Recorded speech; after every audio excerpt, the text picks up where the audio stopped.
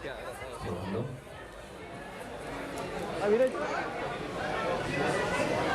¿Podemos hablar o que utilizo cualquier cámara? Por la duda, voy a guardar. Hola, buenas tardes. ¿Se me escucha bien ahí?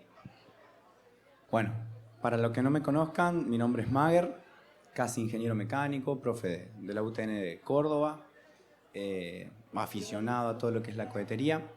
Y les comento que desde ayer estoy sin voz, así que vamos a hacer lo posible para alargar el panel a como dé lugar. Bien. Bueno, vamos a arrancar con el temario en primer lugar. Vamos a explorar los cohetes, las formas y las partes básicas, ver una breve introducción histórica. Vamos a ver cómo funcionan, qué tiene que ver una manzana en todo esto, qué combustibles utilizan. Vamos a profundizar un poco en los motores, que tienen todo su desarrollo. Vamos a ver por qué, si el principio de funcionamiento es tan simple, lo complicamos tanto. Y por último vamos a ver un poquito del proyecto Starship y lo que se viene. Bueno, no podemos arrancar sin primero definir qué es un cohete. Y un cohete básicamente es un vehículo impulsado por un motor a reacción muy potente, cuya finalidad básicamente es transportar carga y gente fuera del planeta, ¿sí? Hacia el espacio. Se podría decir que los orígenes de la cohetería vienen de la mano de China en el siglo XIII con el desarrollo de la pólvora, ya que empezaron a utilizar este tipo de elementos tanto de forma bélica como de forma festiva. Después, Goddard, un americano, desarrolla lo que se considera el primer cohete impulsado por combustible líquido.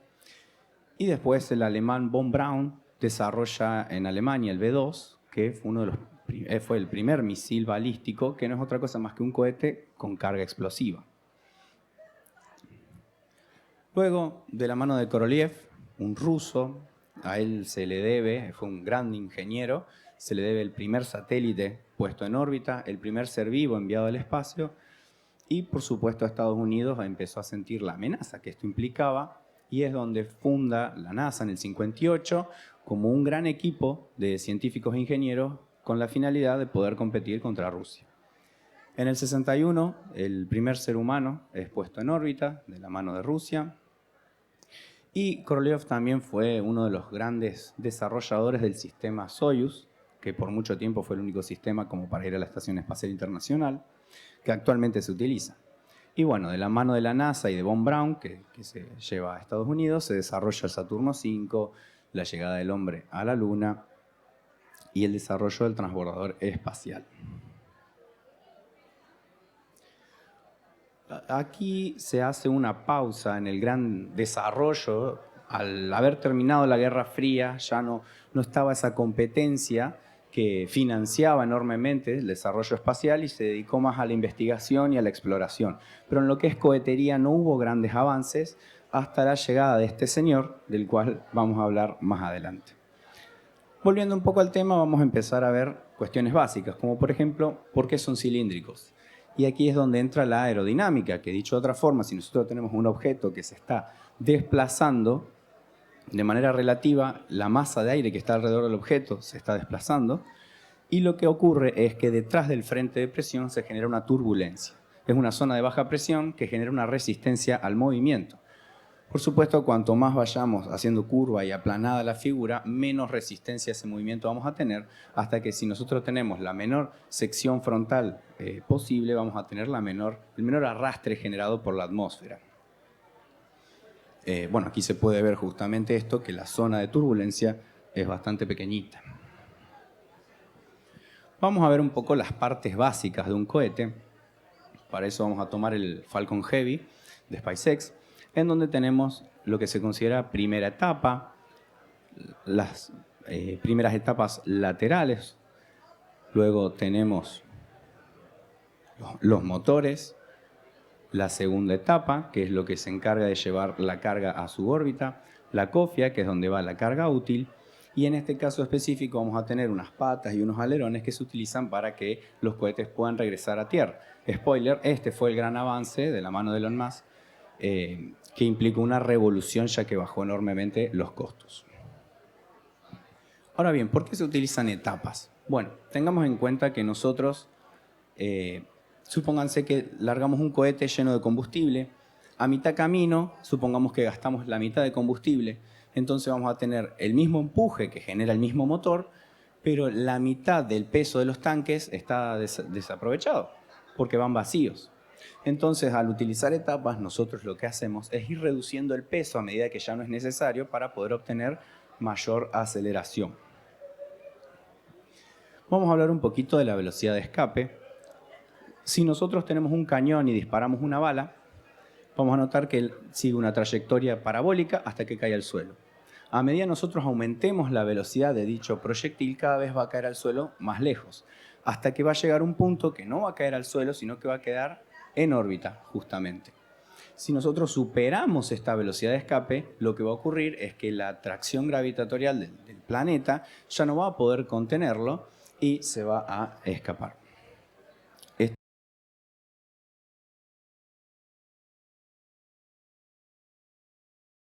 Una referencia, una bala viaja a 340 metros por segundo. Ahora, cuando nosotros vemos este tipo de imágenes, vemos que la trayectoria es curva. ¿Por qué se da esto? ¿Por qué no salimos derechito para arriba y ya está? Bueno, justamente por lo que hablamos antes. A nosotros lo que nos interesa es la velocidad para poder escapar del planeta, no la altura. Ya que imagínense que si nosotros despegamos de manera vertical, la gravedad hace su fuerza directamente en el sentido opuesto en el que nos estamos moviendo. Mientras que si la nave va de costado, la componente que genera la gravedad es mucho menor. Además de que podemos utilizar la rotación de la Tierra para aprovechar esa velocidad inicial y, por otro lado, tengamos en cuenta que a nivel del suelo la densidad de la atmósfera es máxima. Entonces, ¿qué ocurre? Queremos salir rápido de esa zona de alta densidad. Por eso un cohete despega vertical. Pero ni bien ya llegamos a una zona en la que la densidad del aire deja de ser preponderante, ahí comenzamos a inclinar la trayectoria para salir de manera tangencial al planeta.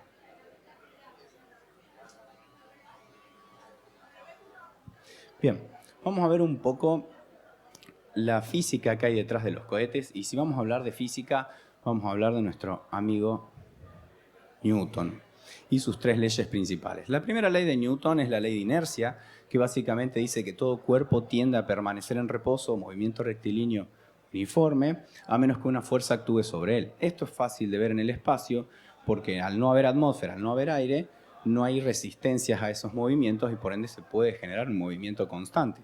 Siendo que acá en la atmósfera siempre vamos a tener una pérdida de energía y por eso si pateamos una pelota va a terminar frenándose. Por otra parte tenemos la segunda ley que trata de la fuerza. Obviamente no es lo mismo empujar una bicicleta que empujar un auto. Y esto se debe a que la fuerza es igual a la masa por la aceleración.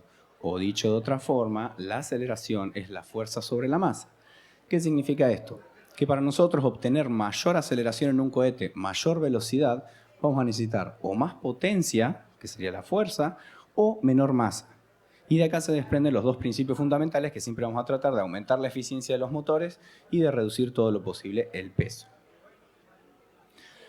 Después tenemos la tercera ley de Newton que trata de acción y reacción, que básicamente dice que para toda acción existe una reacción de igual intensidad y dirección opuesta. Es decir, si yo pateo una pelota, la fuerza que yo ejerzo sobre la pelota va a ser igual y de sentido opuesto a la que la pelota ejerce sobre mi pie. O si tenemos un objeto apoyado en la mesa, la fuerza que el objeto hace sobre la mesa es la misma y de sentido opuesto que la mesa hace sobre el objeto. Entonces, nosotros podemos utilizar el ejemplo de un globo como para entender cómo funciona un motor a reacción. Si nosotros tenemos un globo lleno de aire a presión y la boca está cerrada, no va a ocurrir nada, simplemente es un globo estático. Pero si nosotros soltamos el globo, va a salir impulsado hacia adelante a pesar de que está empujando el aire hacia atrás. Y es que justamente el globo está ejerciendo una acción sobre el aire al empujarlo hacia atrás y por ende va a existir una reacción que hace el aire sobre el globo y lo impulsa hacia adelante. Y básicamente esto, se puede visualizar la acción y la reacción, básicamente eso es un cohete. Un cohete ejerce una acción y expulsa un fluido a alta velocidad generando una reacción que lo mueve en el sentido opuesto. Hablemos un poquito ahora de los combustibles y en primer lugar nos podemos preguntar por qué necesitamos combustible.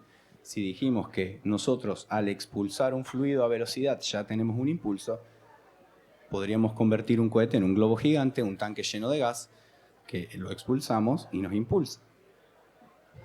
Y eso es correcto. De hecho, se puede ver muy a menudo en la película Interstellar estos chorros de gas, y estos chorros se llaman motores fríos. Se utilizan mucho para pequeñas correcciones de trayectoria o de posición o de velocidad, ya que el empuje que generan es muy bajo, pero tienen la simplicidad de que no requieren ningún componente más que una válvula y una tobera. Ahora bien, entonces, ¿por qué utilizamos combustible? Bueno, no es lo mismo el impulso que puede generar una salida de gas a si nosotros combustionamos ese gas y debido a la temperatura ejercemos una expansión mucho mayor. Claramente vamos a tener mucho más potencia. Entonces ya tenemos nuestro cohete, nuestro motor y nuestro tanque de combustible. Pero, ¿de qué es el otro tanque? El otro tanque es de oxígeno. Y ustedes se pueden preguntar por qué necesitamos llevar nuestro propio oxígeno. Bueno, en el proceso de combustión, en este caso, el caso del hidrógeno, nosotros vamos a fusionar dos moléculas de hidrógeno con una de oxígeno, generando como producto residual 2 moléculas de agua y una liberación de energía en forma de calor. O sea que para cualquier proceso de combustión, que es una oxidación rápida, vamos a necesitar oxígeno. En la atmósfera no es ningún problema. El problema está cuando nos vamos al espacio, que no tenemos oxígeno. Y nosotros, para poder tener una combustión, además de una ignición, necesitamos el combustible y el oxígeno. Por eso tenemos que llevar nuestro propio oxígeno con nosotros. Podemos clasificar los combustibles de los cohetes principalmente en sólido, líquido, gaseoso. Tenemos cohetes con combustible sólido, como se puede ver en la imagen. El color rojo básicamente es una mezcla de oxígeno y combustible, o comburente, mejor dicho. La zona verde es lo que inicia la combustión y tenemos abajo de todo la tobera, que lo que hace es direccionar esos gases para impulsar el cohete. Son cohetes muy baratos y de mucha potencia, pero no se pueden controlar. Yo no puedo regular su empuje ni lo puedo apagar. Una vez que se encendió es como una cañita voladora, digamos. No hay forma de controlarlo o de frenarlo. Se utiliza en cohetes pequeños o, sin ir más lejos, los impulsores laterales del transbordador espacial eran de este tipo de combustible sólido. Luego tenemos el combustible gaseoso, que debido a su alta eficiencia de combustión, una combustión muy limpia y de alto poder calorífico, son los más utilizados. Normalmente se utiliza metano e hidrógeno. El hidrógeno tiene muchísima mayor densidad energética, pero el metano tiene otras particularidades que, por un lado, es más barato y, por otro lado, genera mejor daño químico a las partes internas del motor. Si ustedes vieron despegar un cohete, seguramente vieron estas nubes de vapor que están alrededor de los mismos. Y eso no es otra cosa más que condensación de humedad del ambiente. Y eso se debe a que los cohetes están muy fríos, ¿sí? Alrededor de los menos 250 grados centígrados. ¿Por qué están tan fríos los cohetes? Bueno, tengamos en cuenta que si nosotros queremos tener un tanque con hidrógeno gaseoso, el volumen que va a ocupar va a ser enorme. Ahora, si ese hidrógeno lo licuamos, lo pasamos al estado líquido, reducimos 1000 veces el tamaño que ocupa la misma cantidad de combustible, ya que aumentamos 1000 veces la densidad del hidrógeno. Para poder licuar un gas necesitamos aumentar mucho la presión, bajar mucho la temperatura y de esta manera tenemos el combustible líquido que ocupa mucho menos volumen y bueno, por eso es que los cohetes se ven tan fríos, porque es gas licuado. Vamos a comenzar a hablar un poco sobre los motores. Esto que están viendo es un motor elemental, en donde tenemos una cámara de combustión y una tobera. Esas son las dos partes principales de un motor. La tobera, que es este cono que se puede ver, tiene un rol muy importante, que es la de expansionar el gas, ¿sí? Porque a nosotros lo que nos importa es tener la mayor velocidad posible de salida de gases al final de la tobera, ya que es la acción que nosotros ejercemos sobre el fluido, por lo tanto vamos a tener la reacción correspondiente, que es lo que va a empujar al cohete. Este es un tipo de tobera convergente-divergente. Siempre en la zona de la garganta vamos a tener la velocidad del sonido y de ahí vamos a seguir expansionando el gas, bajándole la temperatura para obtener la mayor velocidad posible. Y la tobera cumple un rol muy importante, ya que te tiene que asegurar que la presión de salida del gas al final de la tobera sea igual a la presión atmosférica. Porque si la presión atmosférica es superior, el chorro se va a comprimir. Y si la presión atmosférica es inferior, el chorro se va a expandir. Y esto reduce la eficiencia del empuje, ya que estamos teniendo componentes tangenciales de la salida de esos gases que no se convierte en un empuje directo, lineal, con la velocidad del cohete. Lo ideal es que si la presión atmosférica es igual a la presión de salida de la tobera, el flujo de gases va a ser perfectamente colineal con la dirección de movimiento del cohete. Tengamos en cuenta que nosotros al aumentar la velocidad de un fluido estamos reduciendo su presión y viceversa. Por eso son piezas muy cuidadosas respecto al diseño para lograr la mayor eficiencia posible. Y bueno, hasta aquí tenemos nuestro motor elemental, donde tenemos la cámara de combustión y la tobera. La pregunta es, si es tan simple, ¿cómo pasamos de esto a esto? ¿Por qué lo complicamos tanto? Bueno, básicamente porque tenemos muchos problemas que resolver y uno de ellos es que se derrite la tobera, ya que está en contacto con los gases de combustión permanentemente. Una solución que tenemos es enfriar la tobera con los mismos gases que estamos alimentando el motor, ya que si recuerdan, al ser un gas licuado está a menos 250, menos 300, incluso grados centígrados. Entonces podemos utilizar la misma temperatura de los gases para enfriar la tobera. Por eso muchas veces, a pesar de ser el punto que más en contacto está con los gases de combustión, suelen ser los puntos más fríos. Bien, otro problema que tenemos es cómo mezclar correctamente los gases, ya que cuanto mejor mezclemos el combustible con el oxígeno, más eficiente va a ser la combustión. No es simplemente tirar cantidades iguales de cada uno a la cámara de combustión y listo. Y para esto se utilizan inyectores, que básicamente tenemos el gas, combustible y oxígeno, a alta presión y lo que hace es pulverizarlo, ¿sí? Emitir una capita muy fina de estas gotitas del combustible y del oxígeno para que pasen a estado gaseoso muy rápido y la combustión sea bien homogénea. Pero de aquí surge otro problema, que es que los inyectores requieren de una presión de inyección que muchas veces es superior a la presión que tenemos en los tanques. Claramente no podemos utilizar un turbocompresor ni eléctrico ni de combustión interna por el peso, por las baterías.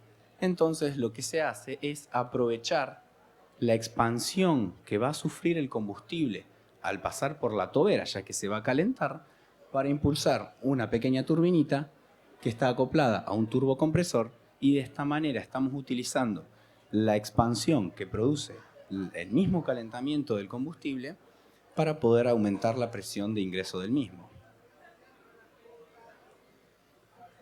Bien, ahora lo que vamos a hacer es empezar a tratar de aumentar esa potencia. Entonces, lo que podemos hacer es aumentar más aún la presión con la que inyectamos el combustible y el oxígeno, ya que a mayor presión inicial, el gradiente térmico que genera la combustión va a hacer que se logre una presión más elevada aún en la cámara de combustión. Con lo tanto, podemos expansionar más ese gas y lograr una velocidad de salida de los gases más rápida, digamos, que va a impulsar más fuertemente el cohete. Y a alguien se le ocurrió, pucha, tomemos un poquito de ese combustible, un poquito de ese oxígeno, lo hagamos combustionar en una turbinita y que esa turbinita mueva a los compresores para poder elevar la presión de estos fluidos. En este diagrama podemos ver que tenemos el turbocompresor del oxígeno, el turbocompresor del combustible, sacamos un poquito de combustible, sacamos un poquito de combustible, lo combustionamos para poder impulsar esos compresores y bueno, vamos a tener que eliminar esos gases productos de la combustión que utilizamos en el turbocompresor. Este es un Falcon 9, el motor Merlin de SpaceX, funciona bajo este principio y ustedes pueden ver que tenemos las toberas principales y estas pequeñas toberitas que básicamente son las toberas de los turbocompresores del motor. El problema que se genera con esto es que la combustión que se genera en la turbina que mueve al turbocompresor no es muy eficiente y básicamente estamos quemando combustible que no vamos a utilizar para expansionarlo en la tobera y lograr empuje. Entonces, si bien el empuje que se logra por aumentar la presión de este modo es superior a lo que perdemos, estamos perdiendo algo de todas maneras. Por eso, Para solucionar este problema de ineficiencia en la tobera, lo que podemos hacer es, en lugar de sacar un poquito de oxígeno y un poquito de combustible, vamos a meter todo el combustible al turbocompresor y un poquito de oxígeno. Entonces, de esta manera lo que vamos a lograr es que vamos a tener una combustión parcial de ese combustible para poder mover la turbina que impulsa el turbocompresor, y de esta manera el producto residual, que es un combustible parcialmente combustionado, lo mandamos a la tobera, en donde va, bueno, en este caso es oxígeno parcialmente combustionado y combustible puro, pero puede ser cualquiera de las dos formas. De esta manera tenemos el mismo principio de funcionamiento del turbocompresor, pero todos los gases van a salir por la tobera principal. Siguiendo en esta búsqueda para aumentar la potencia, a alguien se le ocurrió utilizar dos turbos compresores. ¿Por qué? Porque cuando nosotros combustionamos parcialmente el oxígeno o el combustible, se está aumentando mucho la temperatura de este fluido, con lo cual aumenta más aún la presión. Entonces, si nosotros combustionamos por separado los turbos compresores, podemos lograr mayor relación de compresión. Entonces, como pueden ver en este diagrama, nosotros tenemos el turbocompresor del combustible, del oxígeno, y las dos combustiones parciales del combustible, que en este caso a la tobera irían las dos combustiones parciales de combustible y el oxígeno puro. Ahora bien, en este caso lo que estamos haciendo es meter oxígeno puro y combustible parcialmente combustionado. Y esto puede generar problemas en la homogeneidad de la combustión, ya que por un lado tenemos un elemento puro, que es el oxígeno, pero el combustible parcialmente combustionado está mezclado con dióxido de carbono o con agua, en el caso del hidrógeno, y esto dificulta la mezcla del combustible y del oxígeno. Entonces, lo que podemos hacer es un ciclo cruzado, es decir, vamos a tener un turbocompresor para el oxígeno y otro turbocompresor para el combustible, pero vamos a meter combustible y un poquito de oxígeno en un turbocompresor, y al otro vamos a meter todo el oxígeno y un poquito de combustible. Entonces, de esta manera estamos teniendo dos combustiones parciales en cada turbocompresor. Uno como residuo va a dejar oxígeno parcialmente combustionado, el otro combustible parcialmente combustionado, y estos dos fluidos son los que mandamos a la tobera para hacer la combustión principal y obtener el empuje. El problema que esto tiene, si bien aumentamos mucho la eficiencia, es el peso. Estos turbocompresores son muy pesados, y es aquí donde comenzamos a ver los grandes desarrollos de SpaceX en la reducción de peso de este sistema. Esto que están viendo aquí es el diagrama del motor Raptor, que funciona con metano, en donde tenemos el turbocompresor del oxígeno y del combustible, pero el turbocompresor del oxígeno está directamente acoplado a la cámara de combustión y es de un ciclo cruzado, es decir, nosotros tenemos en celeste el oxígeno, en naranja el combustible, en verde el oxígeno parcialmente combustionado y en violeta el combustible parcialmente combustionado. De esta manera logramos reducir mucho el volumen de estas turbobombas. Y así es como pasamos de este diagramita elemental a un diagrama que sigue siendo muy simplificado, pero ya entendiendo un poquito más los diferentes componentes. Aquí nosotros también tenemos salida de fluido hidráulico a presión, también tenemos salida de gases ya comprimidos que van hacia los tanques, que aquí se puede ver mejor. Fíjense que estos dos cañitos que suben es combustible y oxígeno que ya pasó por el turbocompresor, y eso va de vuelta a los tanques para mantener los tanques presurizados, ya que a medida que nosotros vamos consumiendo oxígeno y combustible, va bajando la presión de los tanques, por ende va a bajar la presión con la que vamos a poder comprimir esos fluidos. Entonces lo que hacemos es mandar un leve retorno para mantener la presión de los tanques. Otro avance que tenemos en los motores Raptor es que también tenemos líneas de nitrógeno.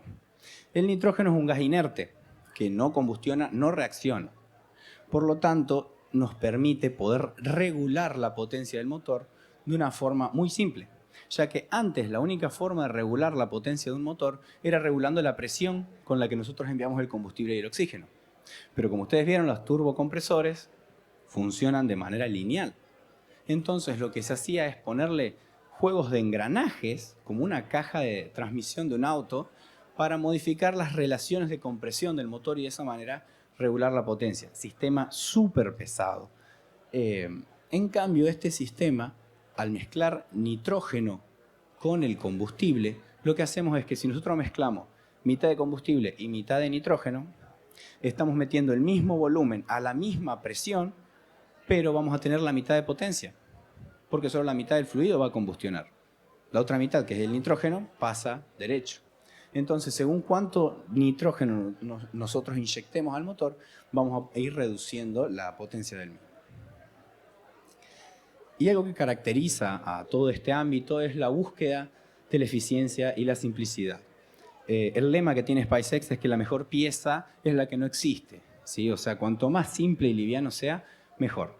Esto que están viendo es la imagen de una prueba, que la prueba en realidad es desde la placa, que viene a otro asunto, pero lo que están viendo es el Raptor 3. Súper simplificado. Es tanta la simplificación que se empieza a llegar que hasta empiezan a surgir memes. Por ejemplo, tenemos el Raptor 1, que se simplificó al Raptor 2, lo que parece que es el Raptor 3, que quedará para lo que venga, ¿no? Bien, hablemos un poquito del futuro que se viene y el proyecto Starship, que está llevando adelante SpaceX, que implica, digamos, cierta revolución en el ámbito espacial. La finalidad que tiene la Starship es poder llevar el hombre a Marte. Para poder llevar el hombre a Marte tenemos que llevar mucho equipos, recursos, muchas toneladas de materiales a Marte, lo cual es muy costoso, porque hasta hace poco los cohetes eran desechables. Hasta que surgió la idea del proyecto Starship, que básicamente tenemos una torre de apilamiento, tenemos la primera etapa y la segunda etapa, que es la Starship propiamente dicha. La nave despega, el Buster, una vez que la sacó del planeta la Starship, lo que hace es volver a la torre de lanzamiento, la misma torre lo agarra y ahí nomás lo conecta y la teoría, ¿no? Lo empezaría a llenar de combustible ya para el próximo vuelo. O sea, una reutilización prácticamente inmediata. Por otra parte, la Starship tiene un volumen y una capacidad de transporte de carga tan grande que permitiría el viaje de muchas personas, haría repostaje de combustible en el espacio y de ahí saltaríamos a Marte. Para entrar a Marte, la nave se pone de panza para que la misma atmósfera frene la velocidad con la que se está navegando, y una vez que se acerca al suelo hace una maniobra en la que se pone de forma vertical y estaciona verticalmente. Básicamente de esta manera es como queremos llevar toda la carga que necesitamos a Marte para poder establecer una colonia. Para ponerlos un poco en contexto, vamos a hacer una comparativa entre el Falcon 9, el Falcon Heavy de SpaceX, el SLS, el Saturno 5 y el sistema Starship. Si nosotros hablamos de altura, tenemos que el Falcon Heavy y el Falcon 9 tienen 70 metros de altura, el SL 98, el Saturno 5 120 y la Starship también tiene 120 metros de altura. Para dimensionar el tamaño que esto tiene, tengan en cuenta que el obelisco tiene 67 metros de altura. O sea que todo el sistema Starship tiene 2 alturas del obelisco. Ahí es cuando uno empieza a ver las imágenes y empieza a tomar dimensión de la escala que esto tiene.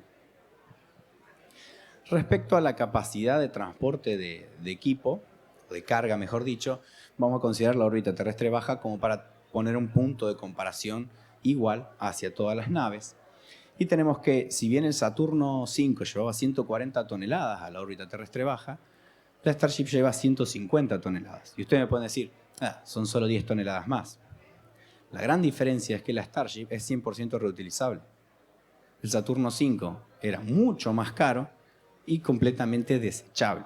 Ese es el principal avance que tenemos. Bien, ¿qué tan avanzado está este proyecto? Hablando ya en cuestiones reales y llevándolo del papel a la realidad. Bueno, estas son fotos reales en Starbase, que está en Boca Chica, cerquita de México, del Golfo, en donde se puede ver la torre de integración, que también se le llama etapa cero, porque la torre ya contiene un montón de equipo para evitar que esté en la nave. Por eso la misma torre es quien agarra la nave en vuelo, en lugar de que la nave tenga patitas y demás. Aquí se puede ver el sistema de tanques, todo lo que es Starbase. También hay que tener en cuenta que esto básicamente es un laboratorio gigante, porque lo que estamos probando acá son prototipos. En paralelo, en Cabo Cañaveral se está construyendo una base de lanzamiento de Starship de donde se van a hacer los lanzamientos más importantes. Pero acá lo que estamos haciendo es prueba y error, prueba y error. Queremos probar todos los avances, lograr que fallen para entender cuál es el problema, arreglarlo y seguir iterando. Esta es la parte inferior del Buster, que tiene 33 motores Raptor. Entonces, ustedes me pueden decir, ¿por qué en lugar de tener 33 motores chiquitos, entre comillas, no tenemos menos motores y más grandes, como era el Saturno V, que tenía 5 motores? Bueno, porque la eficiencia que nosotros logramos en el empuje de estos motores es mucho más elevada que en motores grandes, porque podemos controlar mejor las variables que intervienen en esta eficiencia. Entonces, si nosotros ponemos muchos motores pequeños, pero de alta eficiencia, vamos a tener un resultado de mucha más eficiencia que si ponemos pocos motores grandes y de menor eficiencia. Cada motor Raptor genera un empuje de 2,2 meganewton. Si bien es un número raro de dimensionar, difícil, tengan en cuenta que si tomamos como un peso promedio de un auto 800 kilogramos, cada motor Raptor puede levantar 280 autos. O, otra comparación, es que cada motor Raptor genera el mismo empuje que 22 motores de un Boeing 737. Les recuerdo que el Buster tiene 33 motores. Bien, hace poquito, el 20 de abril, se hizo la primera prueba del sistema integrado, en la que, si bien fue un éxito y logró despegar y avanzar bastante, terminó con una explosión de terminación de vuelo. Muchos creen que esto puede verse como un fracaso, pero en realidad todo lo contrario, porque es justamente lo que queremos lograr, que falle para ver qué falló, para poder solucionarlo y avanzar más rápido en el desarrollo de estas tecnologías. Tengamos en cuenta que la NASA no deja de ser una entidad pública que recibe fondos del Estado, por lo tanto no tiene margen de error, no puede fallar, porque si falla pone en riesgo su capital. Entonces se pasan muchos años y mucho presupuesto de desarrollo en la mesa de dibujo para que cuando se pase a lo tangible falle lo menos posible. SpaceX, al ser una empresa privada, autofinanciada, no tiene esta presión. Entonces se permiten fallar todo lo que quieran con tal de tener un desarrollo más rápido de sus sistemas y sus equipos. Una de las lecciones aprendidas es que la potencia del Buster fue tan alta que destruyó prácticamente toda la base de la plataforma de lanzamiento. Quedó hecho un cráter gigante. Actualmente eso se está tratando de solucionar construyendo unas placas de acero que van a estar refrigeradas por agua, van a largar agua a presión, que eso era la imagen que vimos antes de esa prueba, que había una placa con agua. Bueno, en realidad lo que se estaba probando era este sistema para contener toda esa potencia. ¿Funcionará? No se sabe, de eso se trata, de probar, porque si esto no funciona no va a quedar otra que construir un foso deflector de llamas como tienen otros sistemas de lanzamiento. La complicación es que donde está Starbase es como una zona muy pantanosa y a 1 o 2 metros de profundidad ya tenemos emergencia de agua. Entonces construir un deflector de llama tiene su complejidad, pero bueno, de eso se trata, de ir probando y viendo a ver qué ocurre. Por lo pronto estamos a la espera de la próxima prueba de vuelo. Ya sabemos que va a ser el S-25 y el Buster 9. Se dice que en 1 o 2 meses más o menos va a estar la plataforma de lanzamiento terminada y vamos a poder ver esta prueba. Que eso es otra particularidad que tiene SpaceX, que todos sus talleres, toda la base de lanzamiento es pública. Hay muchas personas que se dedican a hacer videos, a hacer fotos, a sacar conclusiones, a tratar de ver qué están haciendo. De hecho, se ganan la vida de esa manera. Y eso hace que todos seamos muy partícipes del desarrollo que están haciendo, que podamos ver día a día qué están haciendo. De hecho, yo tengo el vivo siempre de fondo, en un costadito. Pero esto antes era muy difícil. Era la NASA o cualquier entidad son muy celosos de sus desarrollos. Entonces uno no se entera hasta que está terminado la nave o lo que estemos hablando. Y esto también es lo que lo hace interesante y de alguna manera acercó más a la gente lo que es el desarrollo y la carrera espacial, que en estos últimos años sufrió un auge bastante grande. Por mi parte eso es todo, muchas gracias. No sé si alguno tiene alguna pregunta o algo que quiera. Sí. ¿Cómo?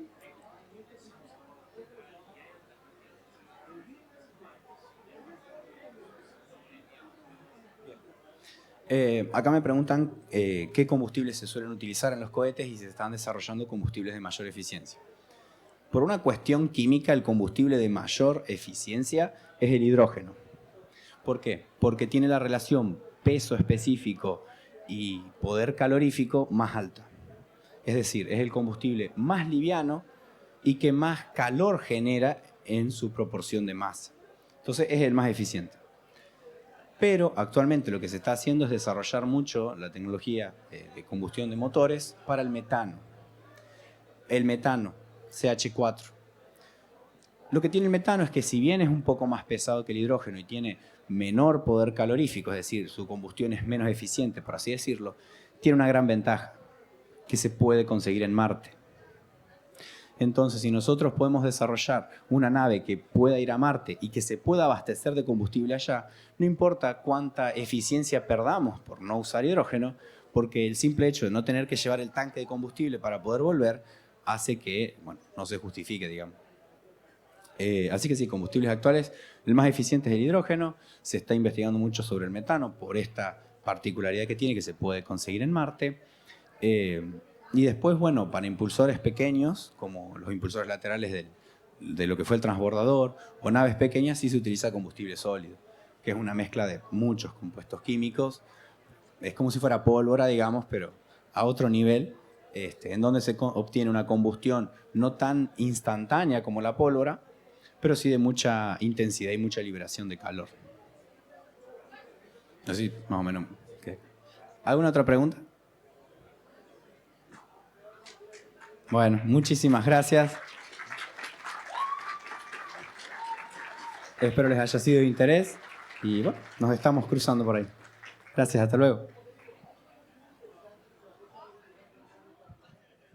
Gracias, Mager.